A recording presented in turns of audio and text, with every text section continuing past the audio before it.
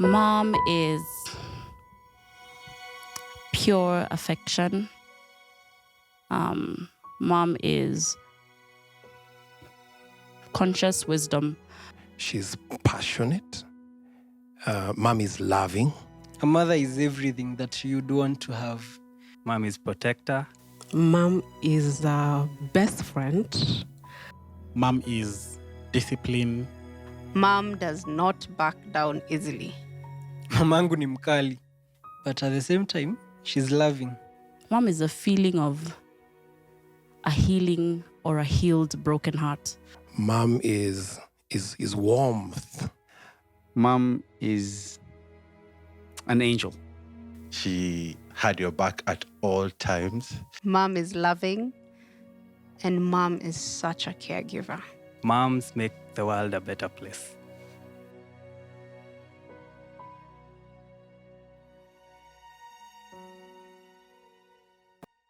How has your mom impacted you, or the way she treated you? How has that had an impact in both your life and your mental health? Well, for me, mental health. All right. What is that? Well then. What's that? No, I'm kidding. It's funny.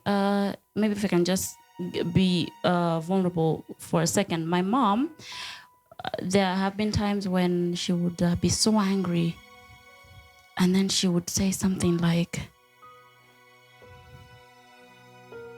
"You're so foolish." No, you're not. You're amazing. You're like, she would literally catch herself in the middle of a sentence and say, "No, this is my. How can I be saying stuff like this about my? You're amazing. You have a brilliant brain.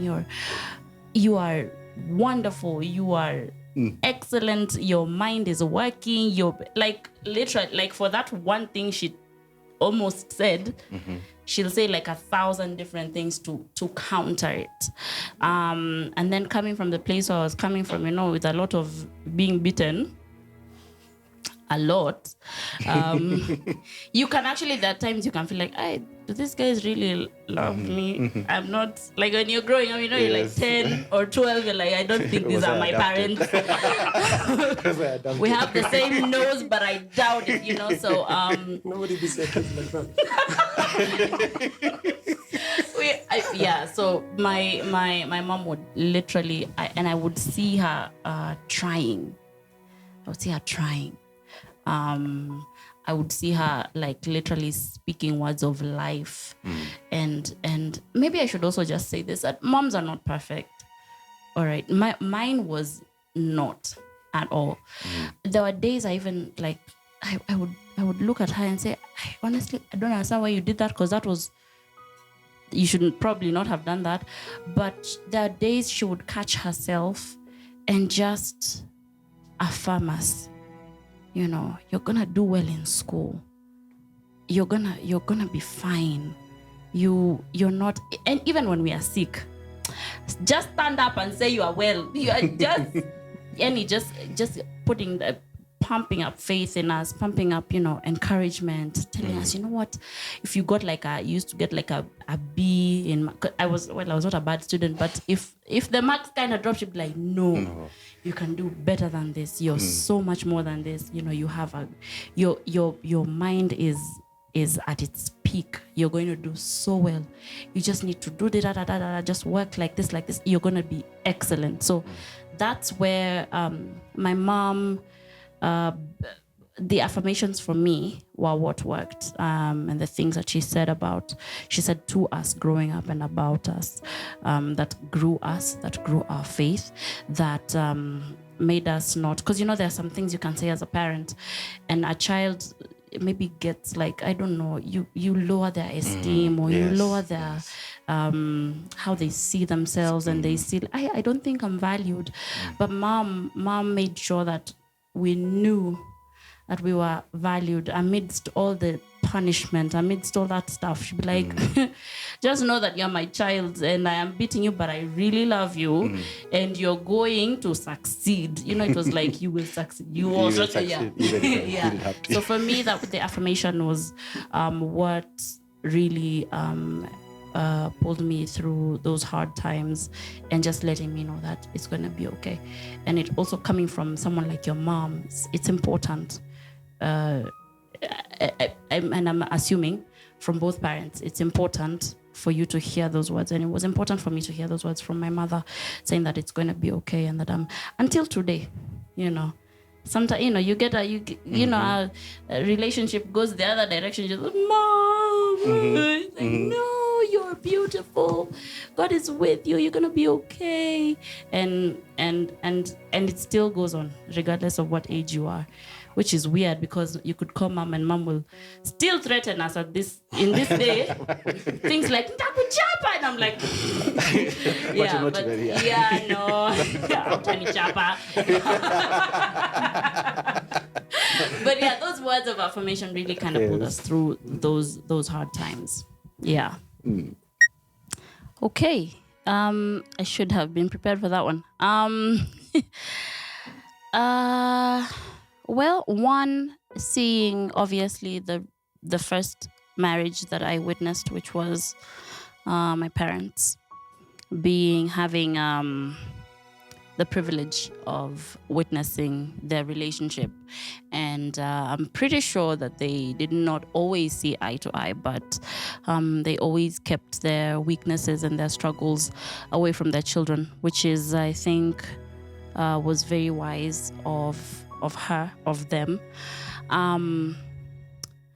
And looking at my father, which is a choice that she made, obviously, I can say that I have been able to build a list of characters that I would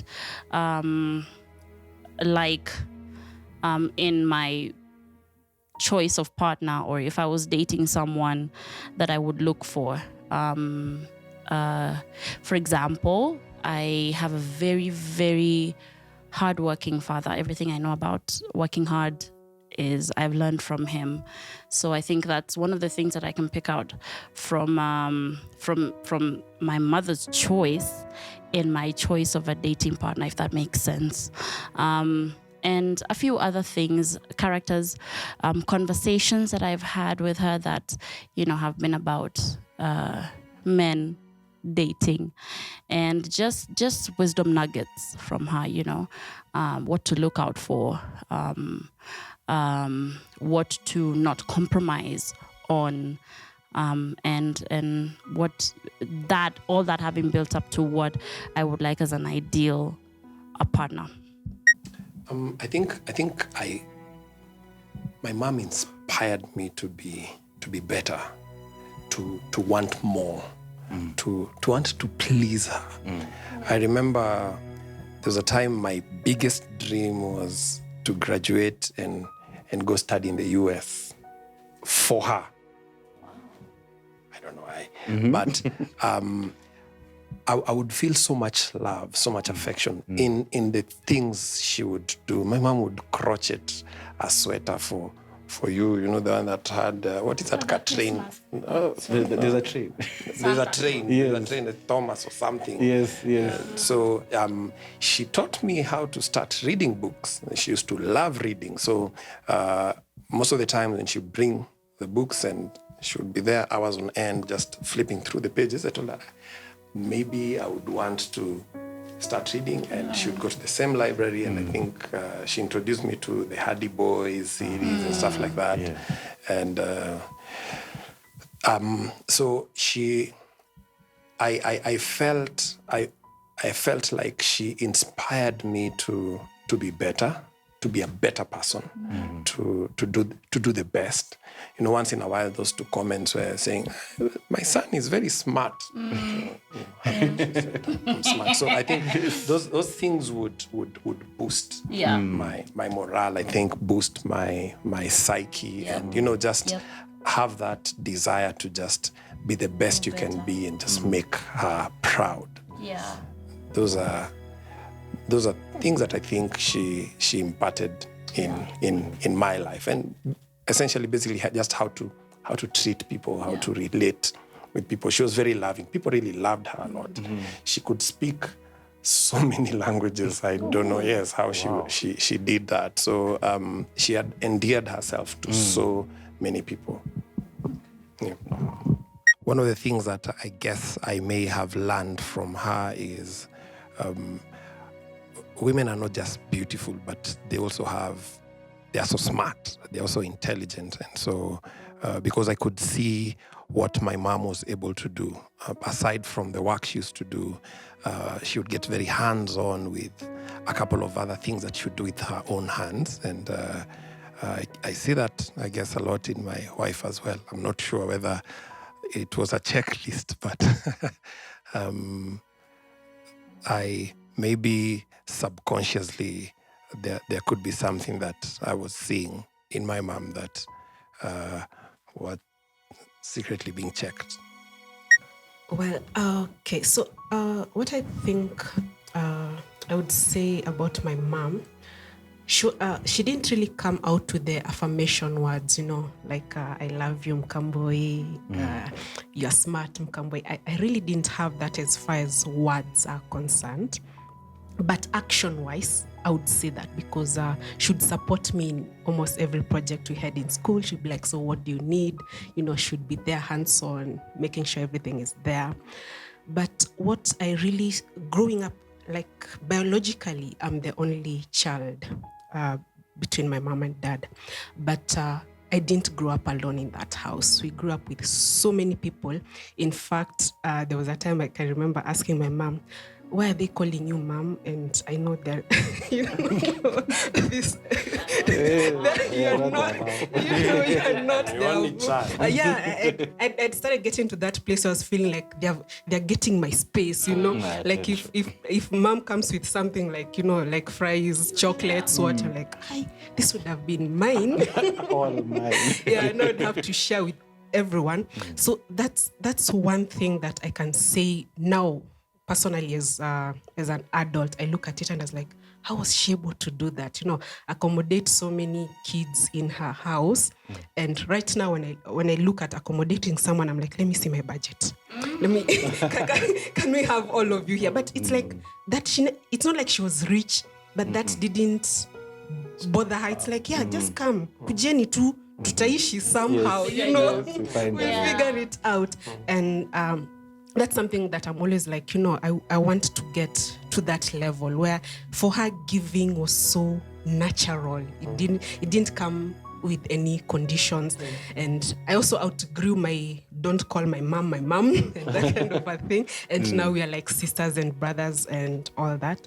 So and about mental health, when there was my mom, she's a teacher, and then teachers in society, they had this very high expectation of their kids. So there's a way as a teacher, a child of a teacher, you're expected to excel, from and all that. So when I got pregnant while I was in campus, it was more like, wow, that's a big failure. And it wasn't more on me. Yes, there was an impact for me as a person, but I felt like I failed her, this is not what should have wanted for me and all that. And I can remember breaking down and feeling almost suicidal, especially because the relationship didn't work out with the baby daddy and all that. And I was very suicidal at that particular stage. And at the time, now, you see now the words of affirmation that I was looking for. Now that's the time now she started telling me, but Kambui, you are beautiful. You'll get a better man. And this child is a blessing. Now she's taking me from that place of feeling self-pity for yourself. And she's like, there's no worry at all. And that time I didn't have a job. She's like, the jobs are going to come. So you have the certificate. Making me feel like, yes, this may not have gone the way you wanted, but I'm with you in this. We are going to work together and figure it out together. And she housed me for so long. For so long, we were just staying at her house in Muimara Estate. With my child. And she was the one buying diapers and everything. Okay, let me first say, Mom didn't used to know I was even dating until I came home pregnant. That's probably when she was like, okay, so you've been dating. And then after having my child, I wasn't really into dating because so much was happening to me. I was discovering myself. I was trying to figure out the new chapter. While my friends were busy building their career ladder, I was busy figuring out how to be a mom. So I didn't really have space for dating. And then again, there was also some healing and work that Holy Spirit was also doing inside of me. So we've not heard a lot about dating actually the entire of my adulthood with her until recently. I think last year, that's when I introduced her now to my fiance. And she was so happy for me. And what I really wanted for her is to accept him. Like, because I knew women have, especially mothers, they have the intuition. They have that thing that they can tell that their child is in the right hands. And so for me, I really wanted to see her feelings, her reaction, her words. And so when I took my fiance home, that was last year in February. And that was the first time my mom was meeting him, even my dad.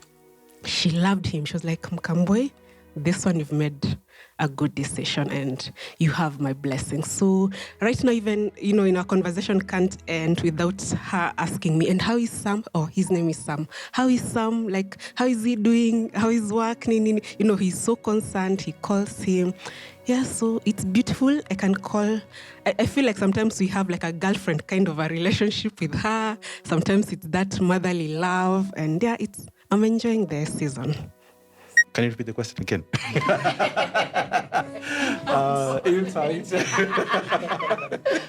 Well, I was living somewhere in Karinde, and there was a thug who... Where?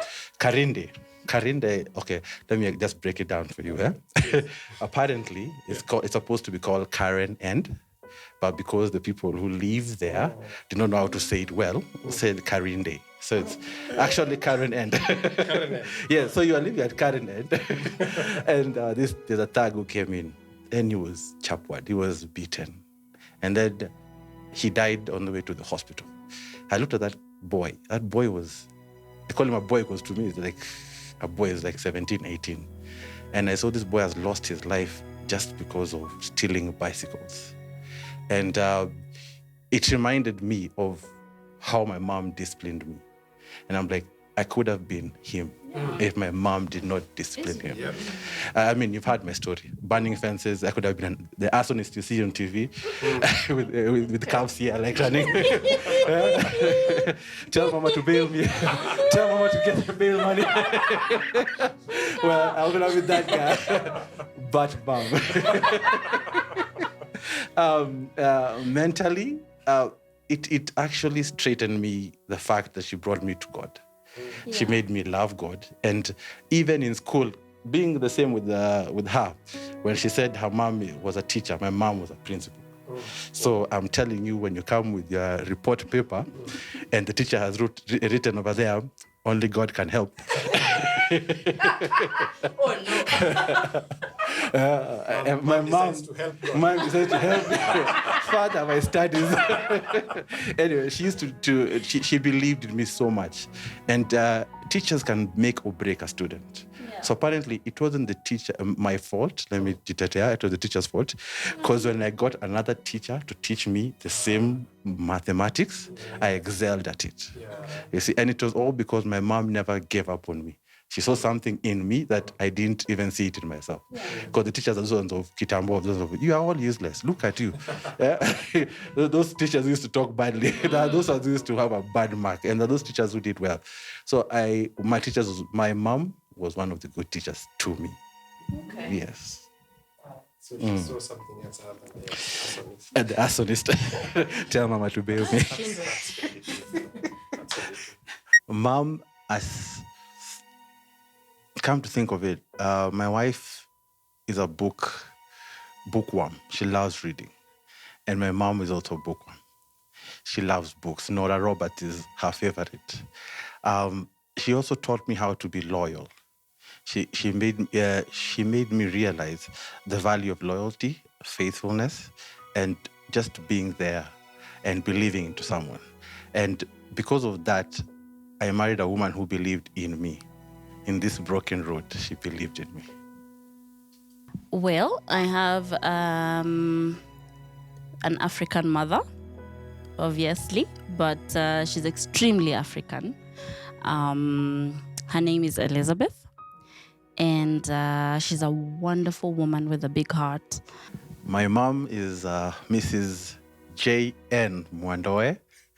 She is a teacher, was a teacher, and she was a head mistress at one point. And she was at our home, the disciplinarian. Name is Lydia Mukiri Mayaka. A girl who loved the Lord. My mom, her name is Magdalene. She's a retired teacher, of course, right now. She's one of the most ambitious ladies I've ever known and been blessed to know, and actually witness what ambition when you have a supporting partner can do.